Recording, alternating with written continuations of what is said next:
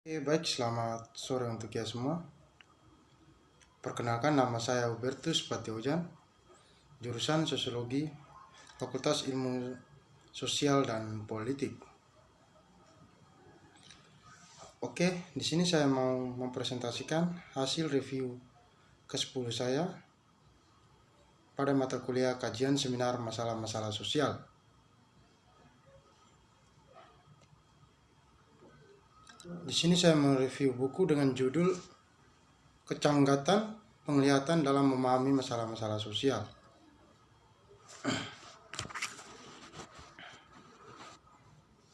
Di sini kita mendefinisikan sebuah masalah-masalah sosial itu mungkin tampak sangat mudah.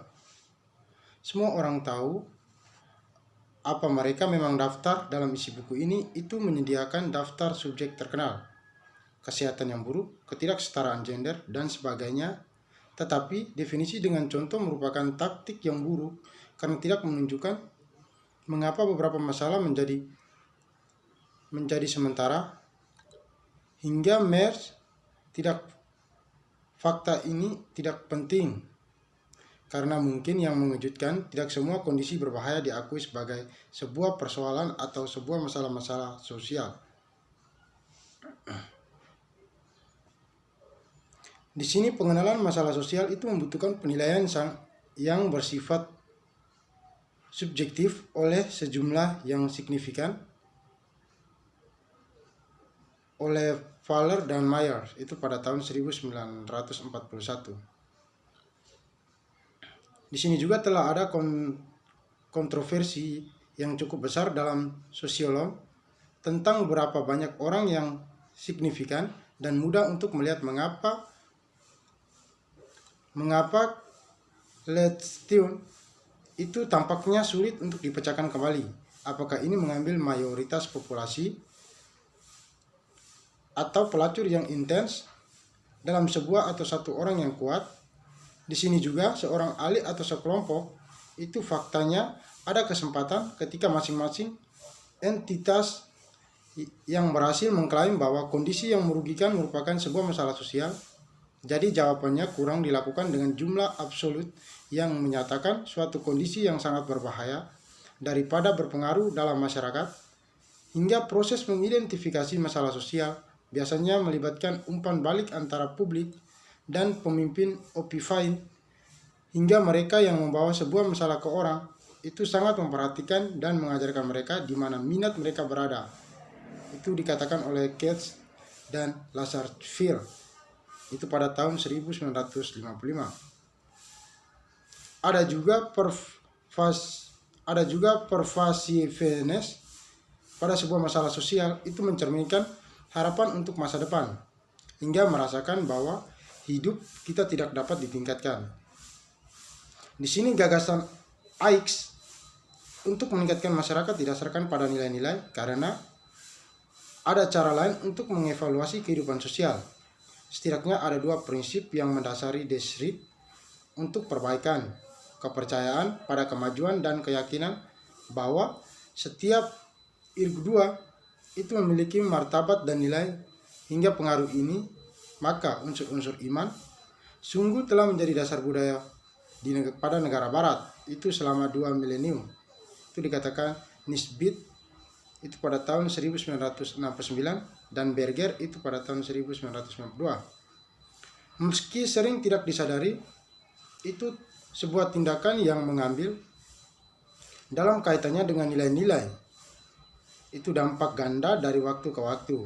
Di sini mereka mengarah pada solusi dari beberapa sebuah masalah dan kreasi pada orang lain. Di sini juga ada dimensi ketimpangan gender dalam masyarakat modern.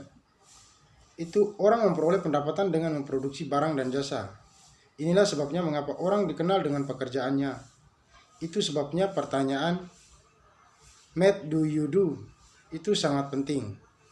Dengan demikian, pekerjaan yang buruk itu mempengaruhi status mereka karena setiap yang ditunjukkan selisih itu pendapatan, dan pendapatan tersebut dapat berbagi atau beberapa sebagai sumber daya yang diperoleh kepada suami mereka.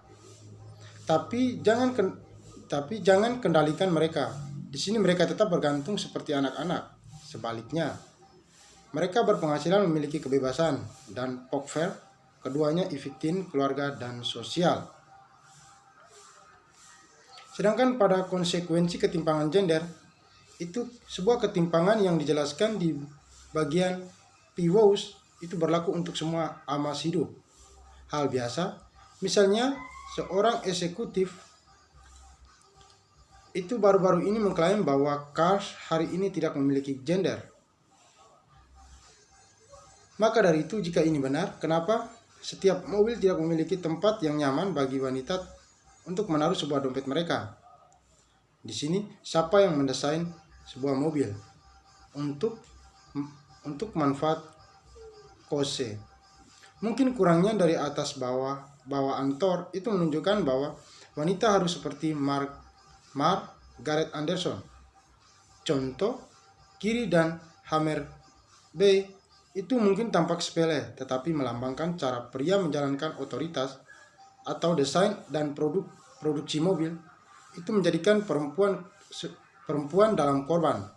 Dalam hal ini karena rasa ketidaknyamanan. Dari tentu saja otoritas laki-laki dan viktimisasi pada perempuan jauh lebih serius konsekuensi atas ketidaksetaraan gender. Di sini juga ketimpangan mengarah pada viktimisasi perempuan seperti pelecehan seksual, pemerkosaan, pelecehan istri, dan pelecehan seksual anak. Di sini semua melibatkan penegasan pria kekuasaan atas wanita. Dan ketika sebuah kekerasan diimplikasikan atau digunakan, wanita menjadi otoritas korban dan pria ditopang. Pelecehan seksual memiliki dua bentuk. Itu satu, air pet pada exerting seks melalui secara implisit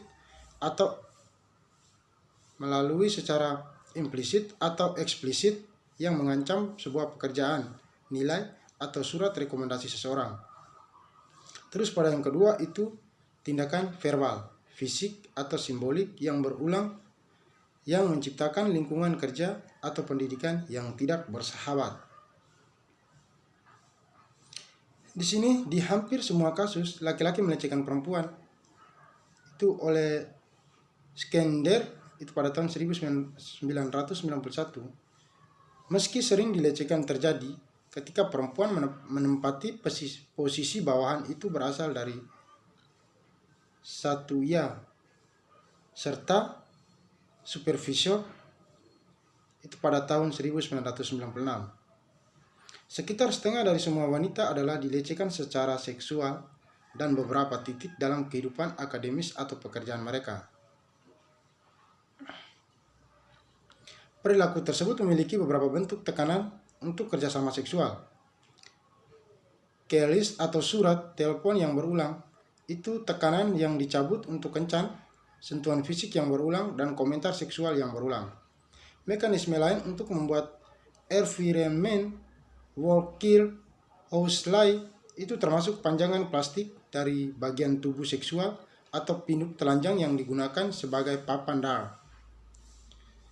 Di sini kita ketahui bahwa sebuah imajinasi pria adalah satu-satunya batasan cara untuk menunjukkan kepada wanita bahwa tidak diinginkan dalam pekerjaan. Dengan demikian, jutaan wanita menanggung hinaan dan serangan hanya karena mereka memilih untuk mencari nafkah.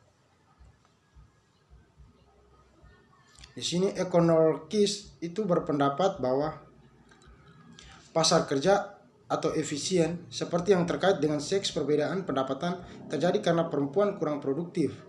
Laki-laki produktivitas diukur dengan himbau non-cap pada sebuah pekerja, seperti yang ditunjukkan berdasarkan keterampilan mereka atau pendidikan, pengalaman kerja, masa jabatan dalam pekerjaan mereka saat ini, dan prioritas pekerjaan atau tetap berada di angkatan kerja secara terus-menerus, memilih pekerjaan paruh waktu, ketidakhadiran karena penyakit children, menyewa pekerjaan karena mobilitas pasangan. Hipotesis modal pada manusia dapat dinyatakan secara formal. Keterampilan diperoleh oleh orang-orang. Di sini, Eower sebelum mereka menempatkan pekerjaan dibandingkan kegiatan lain lebih rendah oleh berpendapatan mereka. Sedangkan pelestarian ketimpangan gender dalam konteks di mana kehamilan tidak dapat dikendalikan dan istri mengelola usaha produktif di sekitar rumah, masuk akal untuk membagi syabor dengan cara tradisional. Hari ini bagaimanapun tidaklah bijaksana untuk seorang istri seperti Susan Lenes itu untuk menyerahkan penghasilan dan senioritas sejauh ini bahwa sebuah kemajuan pekerjaan suaminya itu telah terkendali. Di sini juga banyak dokter hewan yang melakukan hal itu. Dan pria tiang tampaknya berharap pengorbanan seperti itu dari istri mereka dan membuat ulah jika tidak. Sumber ekspirasi tersebut haruslah kuat. Hipotesis saya adalah Li pelestarian FG LR Invequali. Itu mencerminkan arti penting tradisional informasi gender dan diskriminasi yang dilembagakan. Norma gender CNC F3 dan ON itu sebuah norma gender tradisional mendikti bahwa pria dan wanita harus memiliki lingkungan yang berbeda. Meskipun wanita cerdas atau artistik, mereka harus melahirkan anak, besarkan mereka, dan merawat suami. Dalam melakukan tugas ini, mereka seharusnya berhubungan dengan emosi diri sehingga mereka sendiri dan orang lain itu sangat peka terhadap kebutuhan orang lain dan pengasuh anak dan suami mereka. Sebaliknya, laki-laki kemampuan non-reproduktif itu harus menjadi pusat kehidupan mereka. Oleh karena itu, laki-laki harus bersaing satu sama lain untuk mendapatkan sesuatu dan mendukung imilais mereka. Di sini dalam menjalankan tugas-tugas ini, mereka seharusnya tidak kejam secara emosional, sensitif, atau pengasuh, dan mereka seharusnya tidak ekonomis tergantung. Setelah pembuahan anak, peran laki-laki menipiskan keluarga kuda betina terbatas daripada wanita karena kebutuhan untuk bekerja di luar rumah dan karakteristik psikologis yang diberlakukan oleh pekerjaan-pekerjaan luar. Mungkin sekian dari penjelasan saya mengenai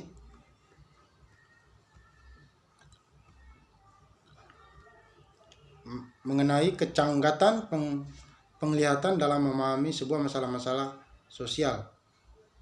Sekian dan terima kasih.